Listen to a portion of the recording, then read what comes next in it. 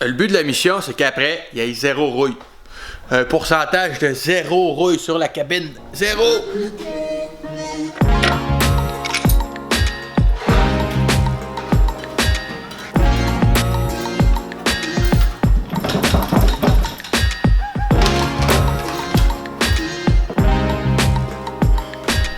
Aujourd'hui, on commence une nouvelle vidéo. Je vais installer tout le plancher en avant. Mais pour ça, il a fallu que j'enlève le moteur, gars. Je suis en train d'enlever le moteur. On voit toute la panne ici en arrière, là. Tout ça, là, il fait un wall. Faut que je change ça un peu parce que dans le temps, il sortait en 6 en ligne. Puis il faisait un trou dans le firewall. Fait que là, je vais tenter de l'enlever.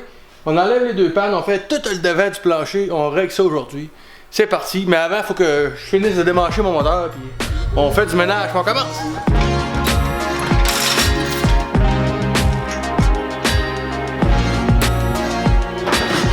Ce que je vais faire, c'est que je vais mettre le frame au niveau. Je mets tout le frame au niveau, je mets le truck au niveau. Tout était déjà au niveau, mais mes pneus dessoufflent. Fait que genre, je fais ça que tout est bien au niveau, tout est bien placé. La cabine était déjà centrée comme il faut.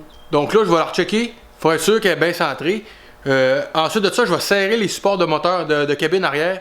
Super serré. Fait que là, je suis certain que ça va faire. Là, je suis certain que la cabine va être à sa place. Parce que là, mon gabarit d'assemblage, ça se trouve être le frame. Là, tu sais. Je me suis soudé une patte pour être sûr que mon camion, pour être sûr que la cabine elle bouge pas. J'aurais pu me mettre une patte ajustable, mais je voulais être sûr, tandis que là, attends, c'est réglé. Là, tu peux voir, regarde, j'ai fait tout le temps de me faire des lignes d'un bout, ok, d'un deux bouts. Fait que là, quand je vais le marteler pour le souder à sa place, je vais être capable de le rapprocher de son bord, puis après ça, de le souder comme il faut avec l'autre. Là, je suis pas tout à fait ajusté dans le coin là-bas, mais je vais juste le marteler ensemble, en le soudant. Ça n'aura pas le choix de venir un dans l'autre, là, tu sais. On peut voir, là, yeah. Ici, là, ça va être un rabout. Malheureusement, c'est comme un... Mais vu qu'il y a un pli dedans, ok, j'ai fait un pli pour l'embouffer, ça donne la raideur, ça va être super solide pareil. Mais, tu sais, c'est sûr, ça fait comme un rajout, là. C'est pas tant beau, mais si ça serait apparent, je mettrais pas ça comme ça, je le ferais d'une pièce. Mais il y a zéro apparence là. Ça va être aussi solide. Donc là, je vais arrêter de faire vibrer le devant quand je vais cogner dessus, ça va être plus facile. Toute la tôle va obéir plus. Ça va mieux travailler. On soude ça, man.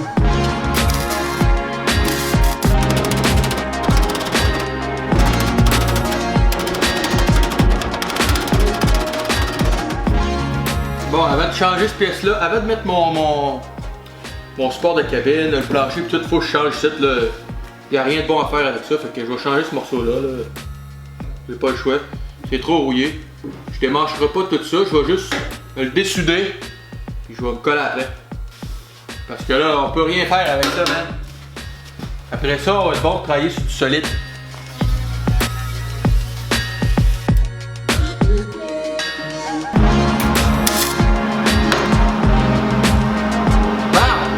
Mon casque vient de me lâcher, man. Ah! Pas vrai. Mon casque marche plus. Ah, ça c'est plate. Se faire une ligne, tu sais, puis pas la rechanger 3-4 fois de place, là, ça va super bien au thé. Tu pognes ton thé, là, ah non, je la veux là, tu sais. Puis là, tu peux la tasser, tu sais, ah non, ok, finalement. Puis ça suit les formes du body, tu sais, quand même, c'est pas pire, là. T'es mieux de la faire au tape avant. Puis après ça, tu la marques avec ton crayon. Puis là, comme ça, je vais être bon pour tout enlever le surplus que j'ai pas besoin. Parce que je trouve que là, ça a l'air trop gros pour rien. Puis ce côté-là aussi, tu vois. Fait que je vais couper tout autour pour le faire paraître plus petit. Puis en plus, je vais essayer de faire un petit rebord pour que ça donne un petit peu plus de rigidité dans le fond. Puis le beat est fait tout croche. Ici, là, il est même pas aligné. Puis c'est terrible. C'est terrible. Ouais, c'est terrible.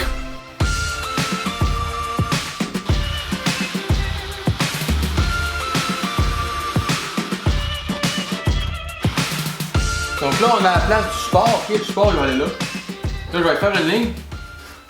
Au crayon. Faut que j'enlève cette partie-là.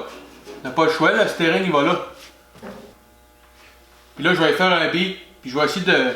Dans le fond, je vais l'embouffer pour qu'il vienne flush avec le firewall. Fait qu'il va avancer encore de à peu près un 16. C'est pas bien, mais au moins il va être flush.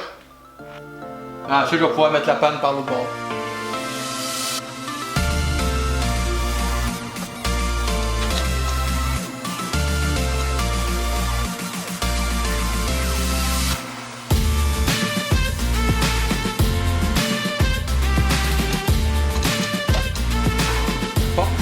t'es capable de voir, ok? Mais ici, j'ai dit tout à rechanger la shape. Ici, ce côté-là, ici, là. Dans le fond, le pli, normalement, il est ici en haut. Là, ce que j'ai fait, c'est que je l'ai baissé. Là, on est rendu ici. Puis après ça, il faut que je fasse le tour de la colonne de steering. Tu vois-tu? Ok, je t'épargne le travail que j'ai fait avec ça. J'ai juste fessé, puis j'ai tout fait ça à la main, c'est long. Dans le fond, l'angle qui est ici, elle a continué, il fallait que je l'effoire, puis que je descende les colonnes de steering là.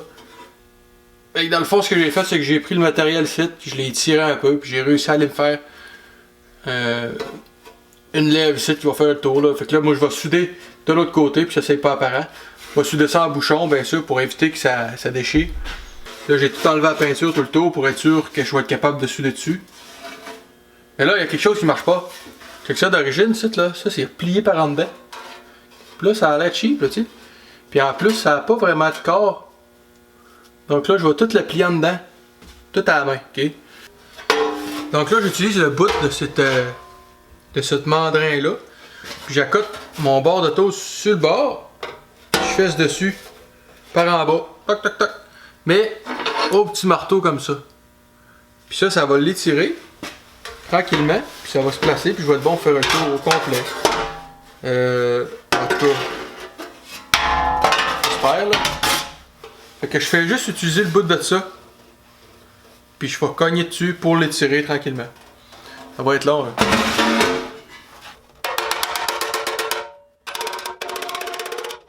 Fait que là, ça commence déjà à virer tranquillement. Okay?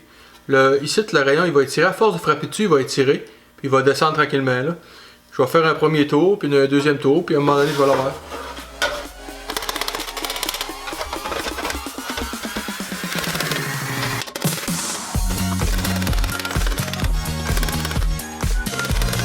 Le gars, on commence à le virer là. On commence à le virer tranquillement. Il dort 1 heure de taponnage.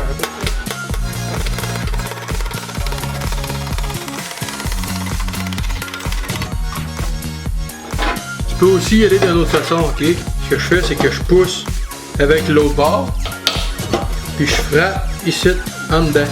Fait que dans le fond, ça fait lever la lèvre.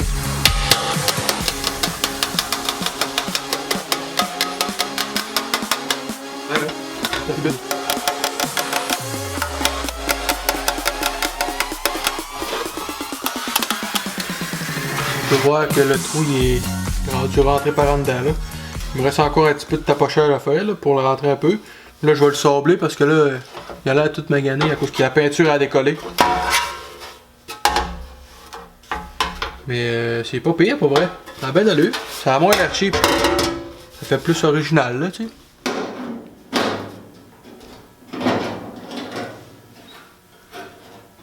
Donc là, on a la position du support quand même. Il va aller là. Il fallait que je fasse le tour du poteau de steering. Puis que j'aille en dessous de même. Ici, je vais sûrement la retrimer, puis je vais la ressouder par en dessous. Mais ça sent rien. Ça paraît pas, mais là-dessus, j'ai comme 3 heures de taponnage, puis de pliage, puis tout ça, là. Mais au moins, là, je suis content, il fait mon affaire. Il est bien droit, tout est droit. À belle d'allure. Il y a un gros morceau qui vient ici pour les ailes, de toute façon. Ici, de l'autre côté, il faut que je me fasse un genre de C, L. Je le plie pour m'appuyer la panne dessus parce que j'ai plus rien.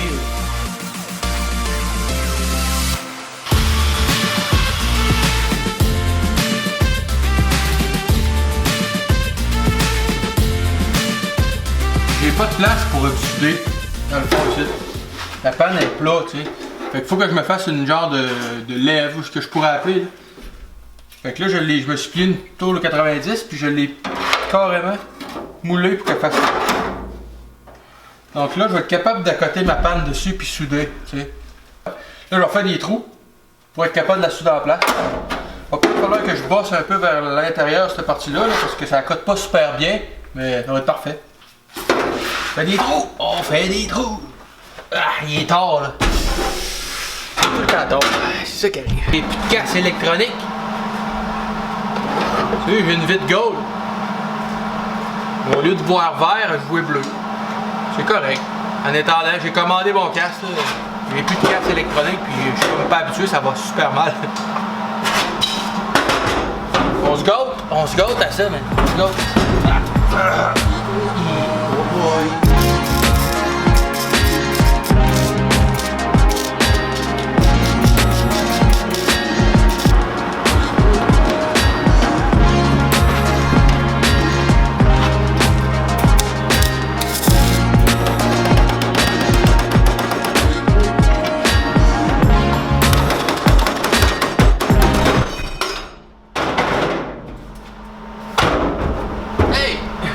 Tout ce que t'es rendu!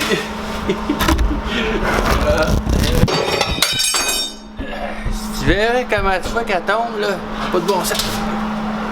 Même à fucker, je pense qu'elle a pas aimé ça. Là, mon support de cabine il est installé pis tout.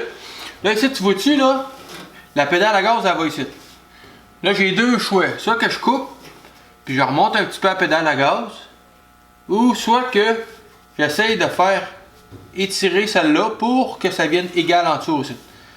Puis je vais prendre la deuxième option. Je vais prendre la panne en dessous, puis je vais l'étirer, le rond ici, là, parce que là tu vois la même ronde en dessous, je vais tout étirer ça pour que ça se rapproche le plus possible de la pédale ici. Puis la pédale elle va rester à la même place. À la même place. De toute façon, ce qui va arriver, c'est que ça va me faire plus de place aussi pour en dedans. Si je réussis à étirer ça un peu, ça va me faire plus de place pour justement appuyer sur la pédale. Donc là, je vais me faire une ligne. Puis je vais essayer de l'étirer le plus possible. Tout se fait. Tout se fait. Il faut juste que je réussisse à la rendre à sa place. Là.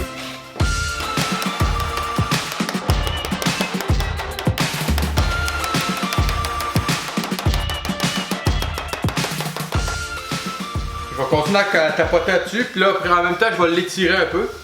Faut pas que ça ait l'air trop. Puis après ça, tu vois, c'est comment que c'est pas beau.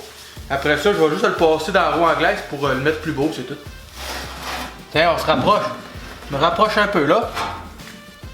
Donc là, si j'enlève un petit peu de matériel en haut, mettons que je coupe ici, là, ça va être moins dur pour moi de l'étirer. Je refais ma ligne. Mais on peut voir que le bas, check, j'ai de la place là. Donc là, ce qu'il faut, c'est que j'étire en haut. Là c'est vraiment le tour de la tôle en haut. Pour être capable d'aller comme, tu sais, la mettre à sa place. La tôle est grosse.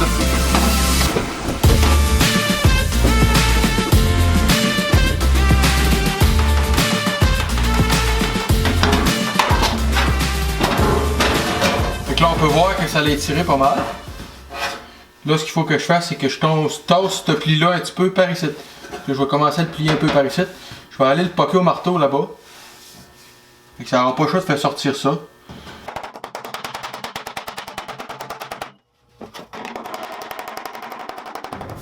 Ben là, j'essaie de le baisser, mais il faut que ça écarte un peu, comme ça. Donc là, je vais l'étirer en triangle, ok? Je vais étirer cette partie-là un peu. Je vais y aller en triangle. Ici, tu vas avoir moins de tension, fait que je vais peser moins, puis je vais en faire plus ici. Fait que ça va comme y aller en triangle. Fait que normalement, je vais gagner un petit peu de longueur, parce que là, je suis pas capable de coter en haut.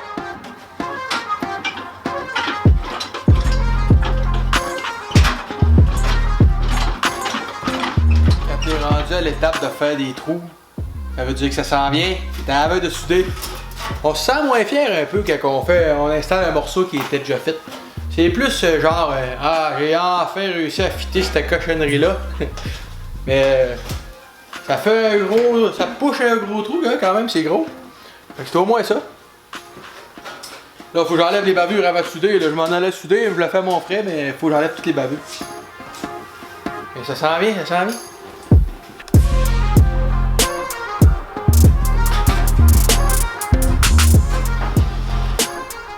Dans le fond, je me referai un tracé, ok? Puis après ça, je vais juste rajouter une bande de tape d'1 pouce.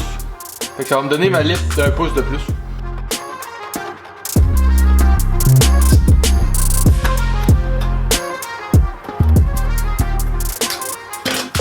Bon, là, ce qu'il faut que je fasse, c'est que je pogne cette partie-là, puis que je la vire. Mais là, la partie qu'il faut que je vire est comme plus épaisse que la partie du bas. Fait que là, je vais le passer dans un dag, puis je vais faire un pré-pli.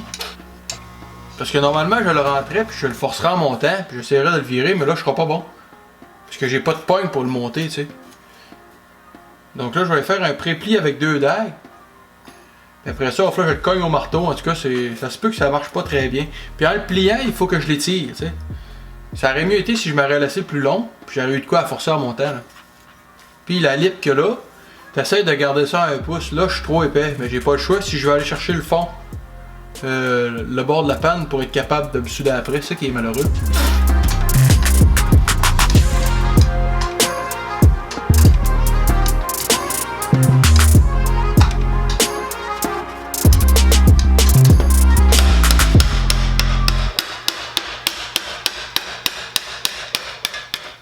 Vois-tu, là, ça commence à rondir.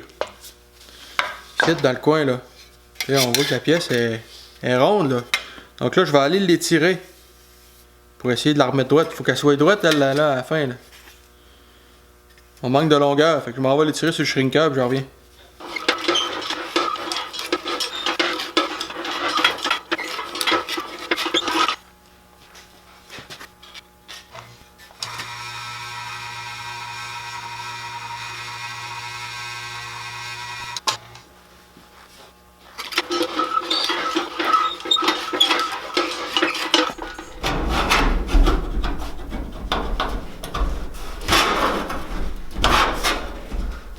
Hey boy, on n'est pas loin de la vérité.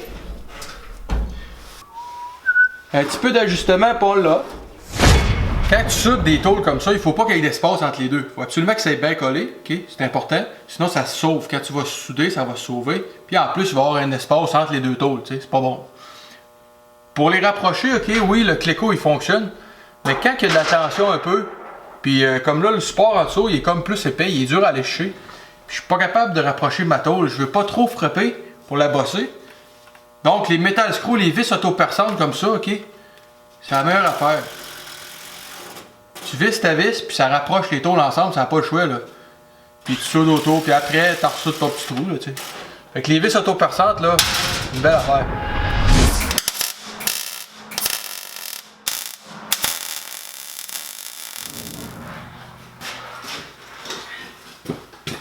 Hein? Un autre morceau de marbre dans le gars. Il n'y a plus rien du plancher qui était original. Là, c'est tout du nœud. C'est cool, là? Je me suis acheté un casque, ok? Mon casque avait lâché. Je l'ai commandé chez Eastwood. Puis j'ai hâte de voir ce que ça dit. Pour l'instant, il est super beau. Au fur et à mesure que je vais souder avec, je vais pouvoir vous dire si c'est un bon casque ou pas. Il coûte 45$ US. Donc, à peu près 60$. J'ai hâte de voir. Il y en a des moins chers sur le marché, mais je voulais essayer celui-là. Mon autre casque, il m'a coûté 52$, ok, puis j'ai fait à peu près 5 ans avec. Fait que si je fais 5 ans avec celui-là, je vais être bien content. Quand on est rendu du bord du côté du passager, vois-tu là, la genre de petite bosse qu'il y a là, le pli, faut que j'enlève. Même affaire. Même affaire, on recommence, ok, j'ajuste le support avant. J'enlève le pli, je renfonce ça par à l'intérieur. Puis après ça, je me fais un bille ici pour qu'il rentre embouffé avec le haut. Puis après ça, il doit y avoir à peu près 2 heures d'ouvrage encore. Tu sais.